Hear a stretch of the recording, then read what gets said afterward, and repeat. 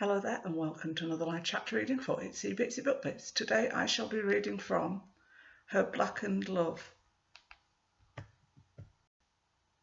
the Blackened series, book 4 by Isra Sravenheart. Chapter 1. On the warmest summer night, sounds could be heard echoing from the forest. In the midst of the well-kept woods, beside some well-placed cherry trees, was a quaint grey castle, where a coven of young witches could be heard chorusing to one another, telling beguiling tales of yet another mysterious or harrowing day that had just ended. The castle wasn't one you would expect of retold fabrications from another world. It wasn't a grand palace where you could find queens, kings and beautiful princesses with long flowing golden hair. This enchanting establishment housed young witches and warlocks alike, a bountiful place where they could learn and hone in on their most gifted skills, magic. This place was owned and managed by a feeble man with silky black hair tumbling down to his neck. He went by the name Magnus Wingdam, and the establishment had appropriately named Wingdam's Academy of Ancient Magics. It wasn't as much of a school at the moment, as the coven only contained 13 girls. Yes, just girls. It prevented warlocks and witches from getting frisky with each other. That, among many other things, was forbidden. Young witches would come here to be trained up in their craft, residing in their own coven quarters after the day's learning was done. The school only housed up to a few at a time, but the students could leave whenever they pleased, unless they were careless with their craft. Then they would be told to leave as soon as was universally possible. The last thing the coven needed was an embarrassment to their well-groomed establishment. The winds grew violent as night was just in its beginning. A young witch hurriedly pulled her cloak close to her body, feeling the night's chill upon her skin. She let her hood down gently for a moment to reveal chocolate brown hair that almost surpassed her back. Her eyes were dominated by that of an emerald green, cleverly blending with the brown hue of her tresses. Her name was Isra and she was just 17. She hadn't long passed her birthday, and now she had come to seek guidance from those who possessed knowledge in the greatest gift of them all, witchcraft.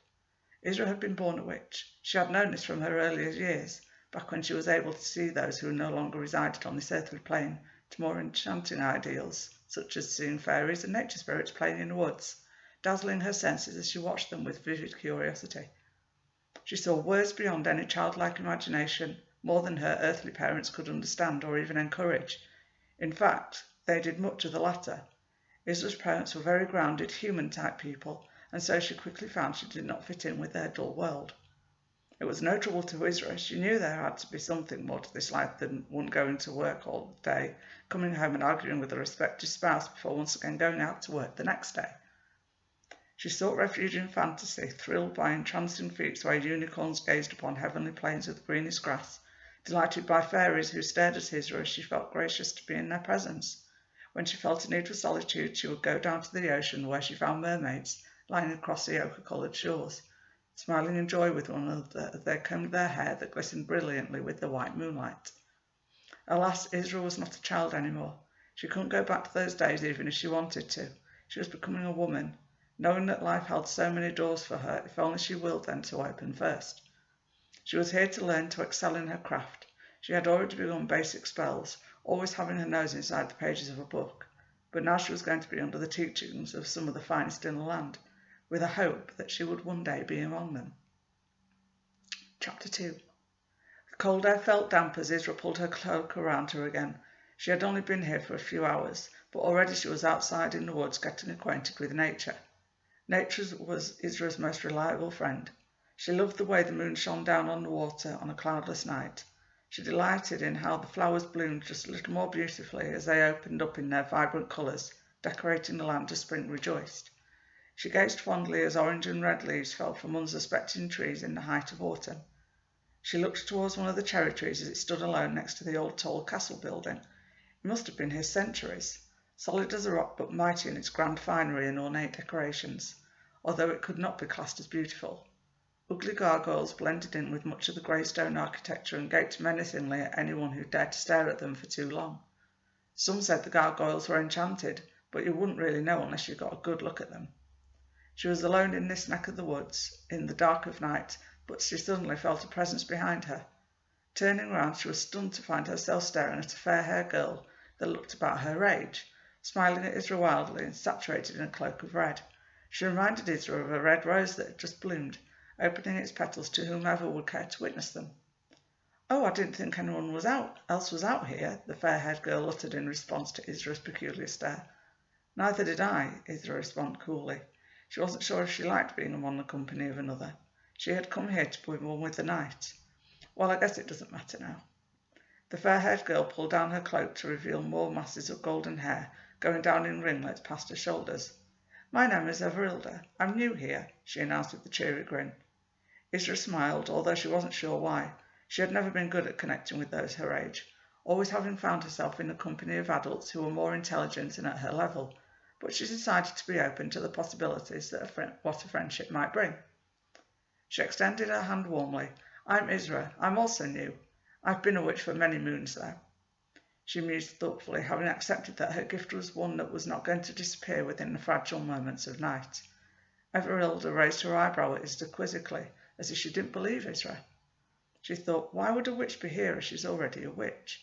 Perhaps she's really a pretentious know-it-all and wants to advance and be higher than her peers.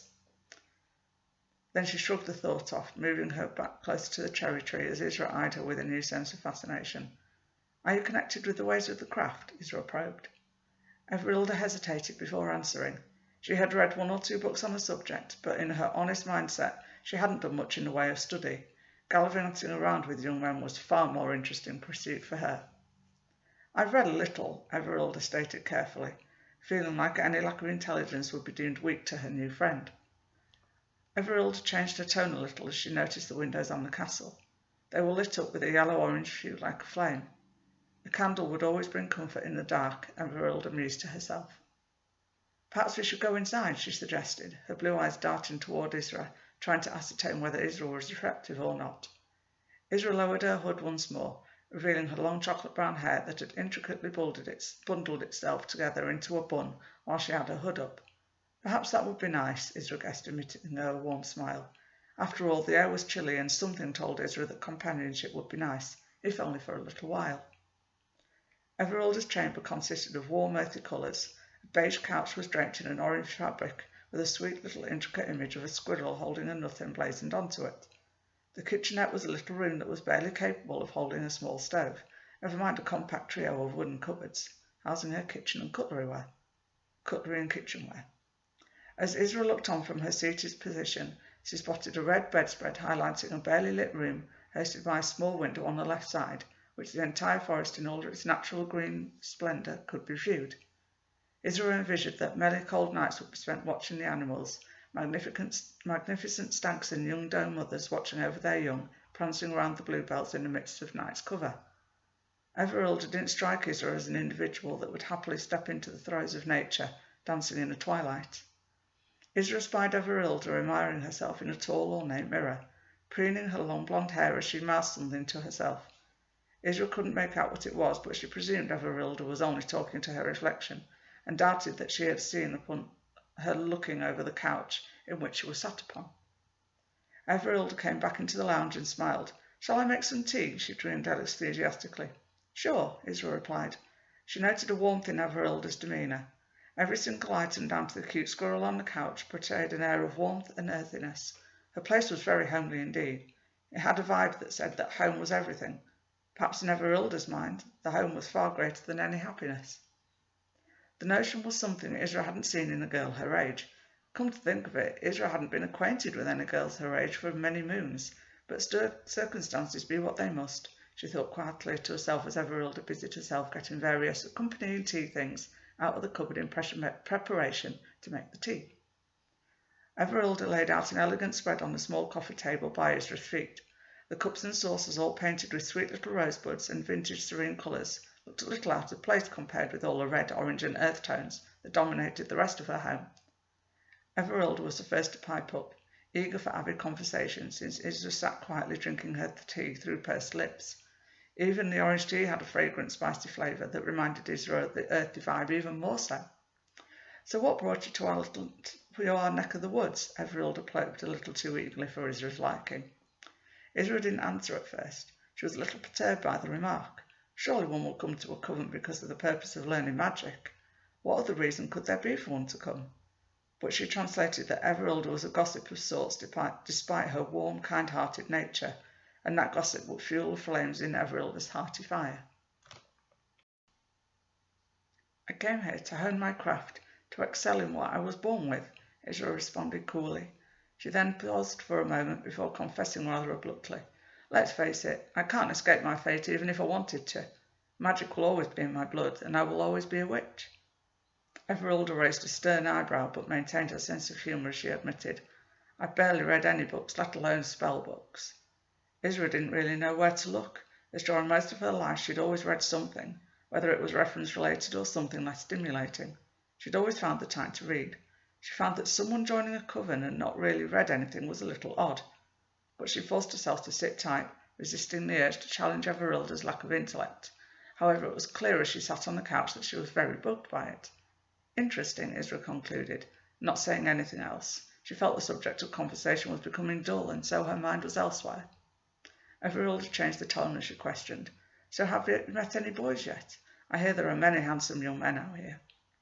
Isra shifted a little in her position, feeling uncomfortable at the prospect. She wasn't here to meet boys, and so this was a bit off the level for her. Plus she was a virgin, so that was above her level of sacred ground. She wouldn't go with any boy unless she believed she was in love with him, or for reasons of similar latitude. That was her philosophy.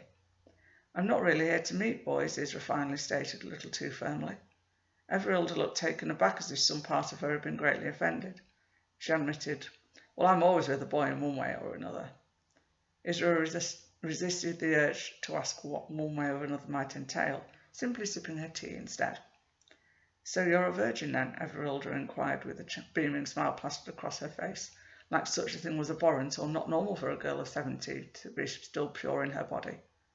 Everilda acted as if this was something so ingratiatingly wrong that someone who actively pursued this vocation should be scolded, or worse, cajoled about. But Isra said nothing, maintaining a strong hold on silence.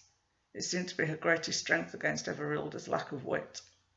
This social occasion with Everilda was getting more and more irritating for Isra, but she kept her mouth shut, aligning her heart with her mind, because that is what would get her through in the weeks to come.